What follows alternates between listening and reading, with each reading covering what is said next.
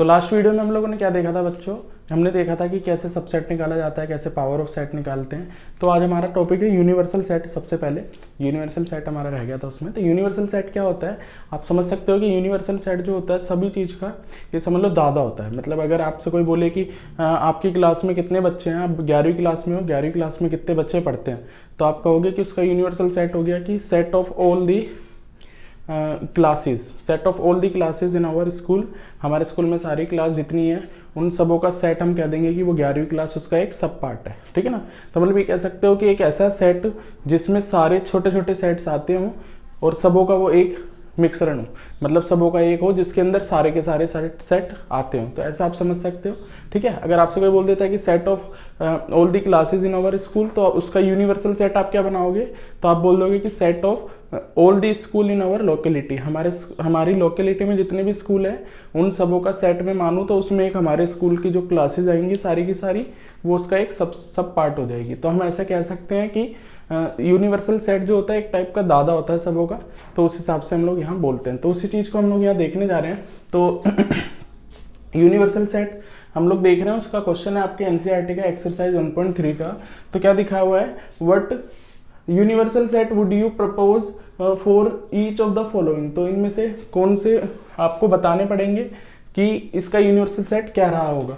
तो आपको अगर कोई बोलता है set of right angle triangle, तो आप इसमें क्या कह सकते हो कि इसमें अगर आपको यूनिवर्सल सेट डिफाइन करना है तो इसमें यूनिवर्सल सेट आप क्या कहोगे, set of all triangles in a plane. ये यूनिवर्सल सेट कहलाएगा आपका, ठीक है। यूनिवर्सल सेट आपका ये कहलाएगा।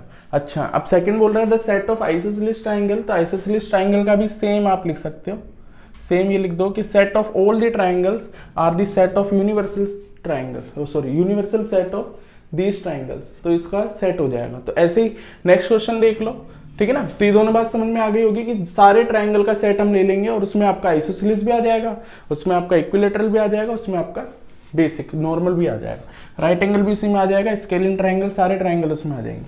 अच्छा, क्वेश्चन नंबर 9 देखते हैं हम लोग। गिवन दैट सेट ए ये दे दिया, बी ये दे दिया, सी ये दे दिया, which of the following may be considered as universal set for all the 3 set of A B सी।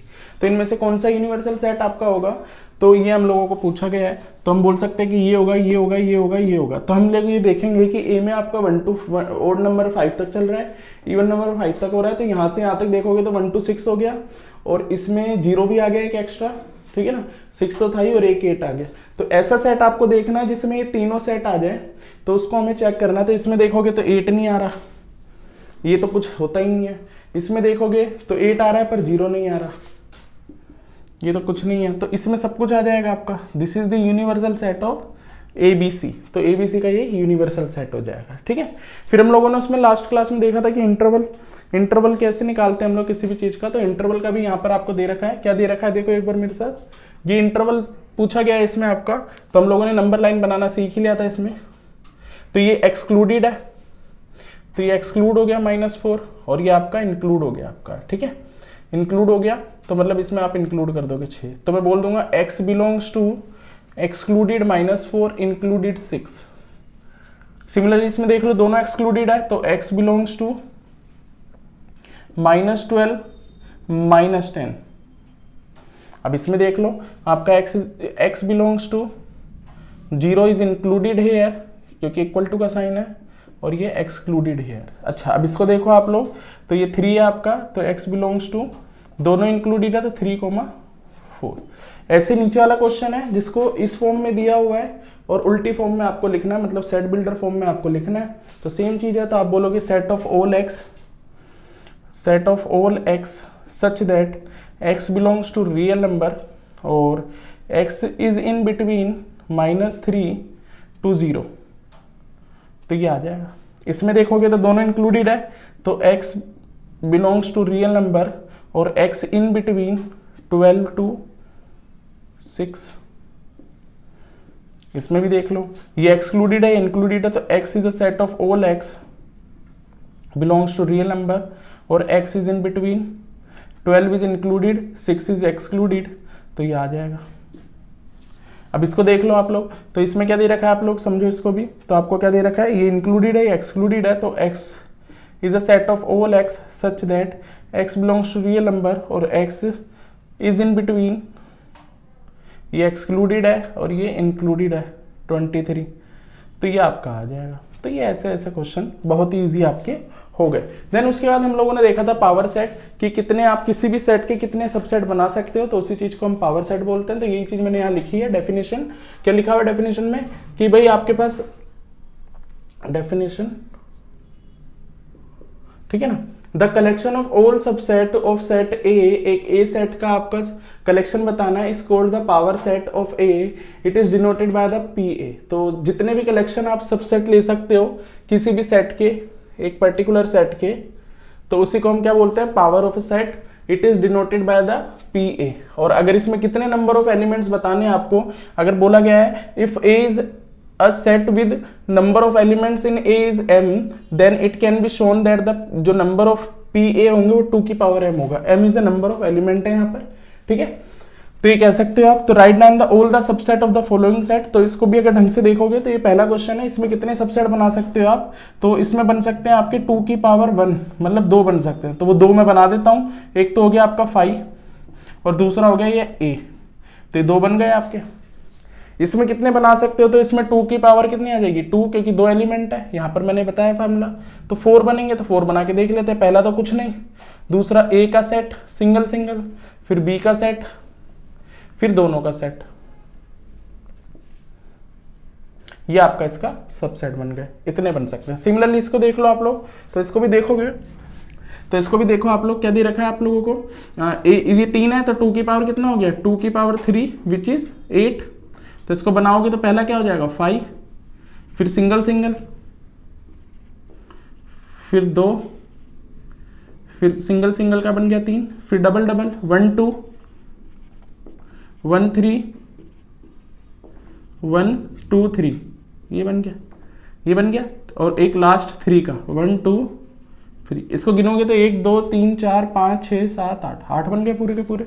ऐसे आपको ये बोला गया है कि क्वेश्चन नंबर 5 में बोला गया है कि how many elements has P A if A has a कुछ नहीं।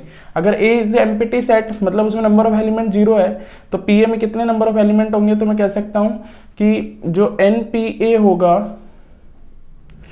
वो 2 की पावर क्या होता है m, विच इज 0, मतलब कि 1, तो मतलब ये एक सिंगल इवेंट होगा इसके अंदर।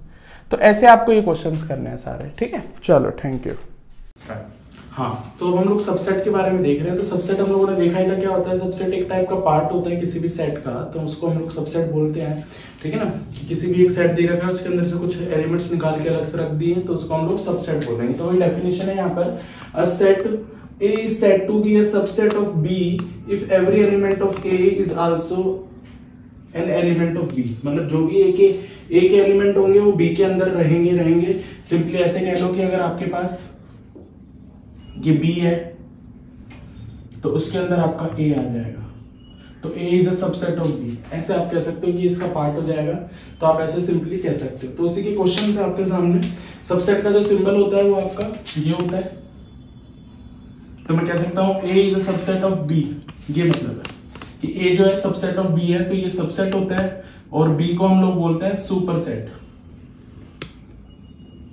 B is a superset, A is a subset, B is a superset. जिसका जो सबसेट होता है उसको सुपरसेट बोलते हैं। अब इसमें हम लोगों को क्वेश्चंस में ये बताने की क्या इसका ये सबसेट है या नहीं है, हमें करेक्टनेस बतानी है तो ये सिंबल, नहीं है तो ये सिंबल आपको बना देना। तो देखो यहाँ पर 2 3 4 है, कि ये 2 3 4 इसके अंदर आ रहा है, तो 2 3 4 इसके अंदर आ रहा है, तो ये इसका एक सब पार्ट है, तो आप कह सकते हो ये इसका सबसेट है, ठीक है।